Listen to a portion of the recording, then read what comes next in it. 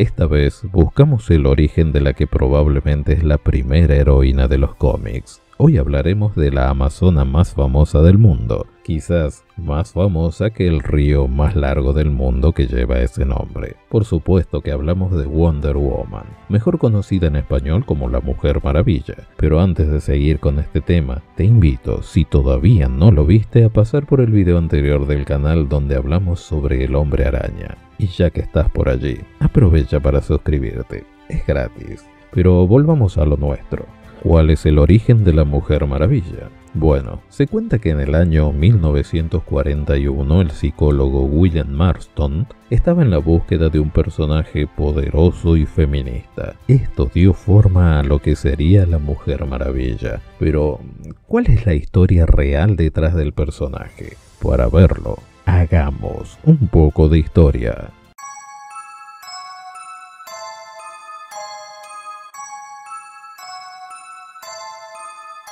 Fácil notar que el personaje de la heroína traía desde su concepción una carga política muy grande. Algo que todos sabemos, pues los héroes son usados para promover ideas políticas nacionalistas, y ninguno de ellos escapa de esta realidad, ni siquiera el mismísimo Hombre de Acero. Pero de ese tema hablaremos en el próximo video de la saga. En fin, la Mujer Maravilla tiene claramente sus raíces en el feminismo. Noten que su cómics nace a fines de 1941, no mucho después del nacimiento de grandes tanques de DC como fueron Superman y el Vigilante vestido de murciélago. Y por lo visto, la finalidad de este personaje femenino era introducir justamente a las mujeres en el mundo de las historietas. Pero la industria del cómics veía que captar al público femenino se les complicaba. Pero erróneamente ellos creían que era sencillamente que a las mujeres no les gustaba leer cómics. Por esta razón, durante 8 años, Maxwell Gaines quiso resolver este problema. Aquí es donde aparece nuestro amigo Marston, a quien mencionamos al principio, pues Gaines lo contrata como consultor para ver el por qué los cómics no llegaban al público femenino. Cuando Marston investigó el asunto, descubrió que el problema de las mujeres con los cómics era que sus héroes mostraban una masculinidad exagerada. Por ello, tanto Marston como Gaines se propusieron crear una superheroína. Así es como nace Wonder Woman. No sé si casualmente al tiempo de la Segunda Guerra Mundial, pero bueno, se presentaba así como un antídoto contra la masculinidad. Esta superheroína no solo pretendía combatir la idea de que las mujeres eran inferiores a los hombres, sino también demostrar su verdadero poder. Pero a diferencia del Hombre Araña, la Mujer Maravilla sí fue mutando en su personalidad a través del tiempo, de acuerdo por supuesto a la necesidad política del momento. Por ejemplo, en un principio, los primeros cómics la representaban rechazando ofertas de matrimonio, salvando a hombres débiles y escapando de toda clase de opresiones. Pero cuando hizo falta, la convirtieron en una mujer occidental más, y no pudo escapar a las cuestiones políticas de su tiempo, pues en una de sus aventuras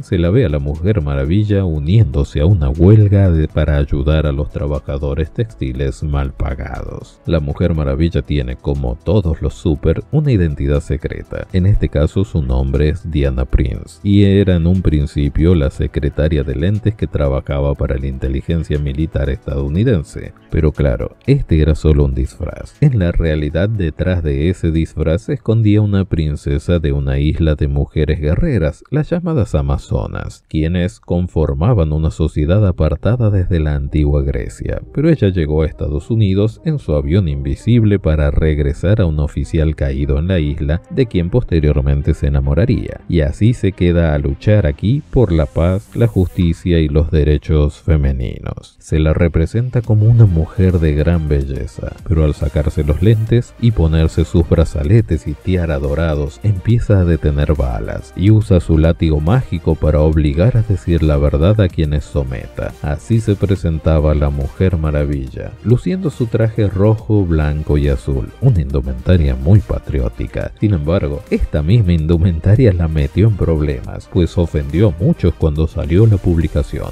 Pero ni crean que aquello quedó en las quejas de unas cuantas viejas santurronas ofendidas, no. Como se opinaba que aquellas prendas eran muy atrevidas para su tiempo, la Organización Nacional de Literatura Decente, si existe tal cosa, la puso en su lista de publicaciones desaprobadas para la juventud, porque su protagonista no estaba suficientemente vestida. Creo que algo de esto quiso parodiar el personaje de Estrella de la serie The Boys, cuando se queja de que le obligan a vestir prendas muy reveladoras, como sexualizando a un superhéroe que no lo necesita. Pero bueno, después de todo este proceso, finalmente en 1942 la Mujer Maravilla se convirtió en el primer superhéroe femenino en tener su propio libro de cómics. 2 años más tarde, su autor estaba en la cúspide. Su personaje tenía 10 millones de lectores y una tira diaria en periódicos. Pero todo esto no significó el fin del machismo en el mundo de los cómics, sino observen lo que sucedió tiempo después, cuando en 1942 la Mujer Maravilla se convirtió en la primera mujer que se unió a la Liga de la Justicia, junto con héroes de la talla de Batman o Linterna Verde, entre otros. Pero noten esto, ella era simplemente la secretaria. Claro, necesitaban una mujer poderosa para atender el teléfono. Después de que Marston murió, la agenda feminista de la Mujer Maravilla cayó completamente. Ya para ese tiempo la pintaban desesperada por casarse y reflejaba más los valores dominantes estadounidenses de sometimiento del género. El cómics recién fue rescatado por las feministas en los años 70. Ahora bien, ¿en qué se inspiró su creador para caracterizar a la Mujer Maravilla? Bueno, indiscutiblemente en la historia de una sociedad matriarcal, quizás real o no, de la raza de las Amazonas. Sin embargo, muchos opinan que no existieron las Amazonas, sino que eran un invento de los mitólogos griegos. Pero bueno, veamos primero la parte fantástica y después descubriremos si es una historia real o no. En la mitología griega, las Amazonas fueron una raza de mujeres guerreras que se destacaban por sus habilidades para cabalgar, así como por su coraje y orgullo. Se dice que vivían en los límites exteriores del mundo conocido, apartadas de las sociedades mayormente patriarcales, y se señala específicamente a la ciudad de Temisira en el Mar Negro como el posible lugar donde vivían. Su reina era Hipólita, quien en el cómics sería la madre de Diana, y el escritor griego Homero nos dice que eran iguales a los hombres, hablando en términos bélicos obviamente. Tanto es así que los griegos representaron a las amazonas más famosas peleando batallas contra 3 héroes griegos: Hércules, Teseo y Belerofonte.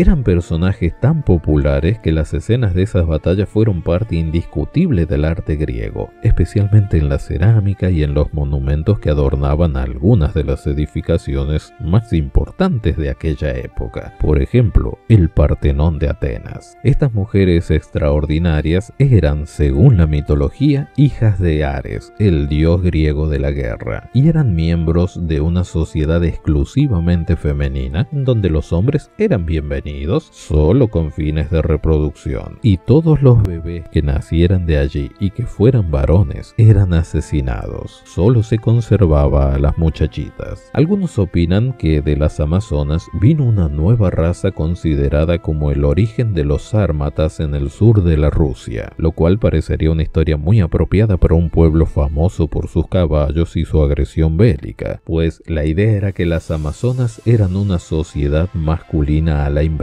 ya que ellas se dedicaban a actividades tradicionalmente dominadas por los hombres, como la equitación, la caza y la guerra. Ahora bien, ¿de dónde proviene su nombre? En el ámbito de la leyenda, sin ninguna evidencia histórica que lo apoye, se dice que las amazonas quemaban su seno derecho para poder usar mejor el arco y arrojar la lanza. Al parecer de allí viene el término Amazon, que no es la tienda en línea, sino que es la palabra que significa sin pecho o no amamantado. Pero noten que curiosamente en el arte griego las amazonas no son representadas sin un pecho. Esto llevó a algunos historiadores a pensar que en realidad la costumbre de cortarse un pecho que le atribuyen a las amazonas es falsa. La historiadora Adrienne Mayor sugiere que la idea viene de una confusión literaria, que es la similitud entre las palabras masón y la palabra griega para pechos, mastos, por lo cual es falsa la idea de que se cortaban un pecho mucho para ser mejores guerreras. Si buscamos en la historia, la representación más antigua de un guerrero luchando contra una amazona es un escudo de terracota del año 700 a.C.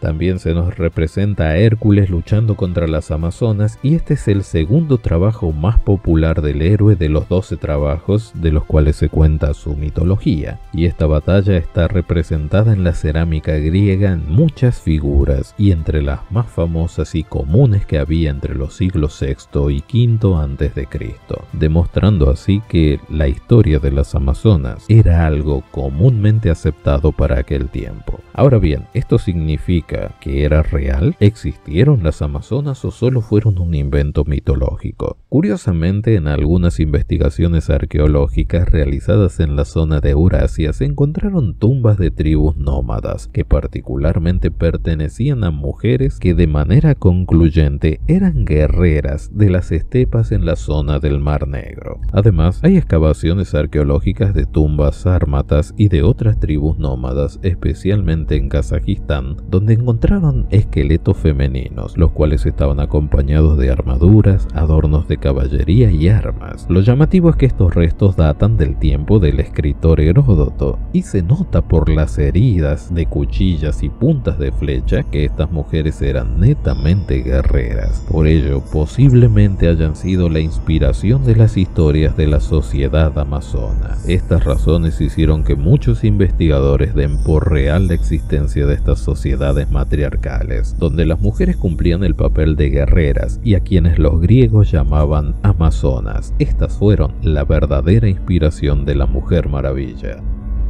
Así llegamos al final de este video. Si te gustó, dale like, comenta y comparte. Será hasta el próximo y gracias por estar allí.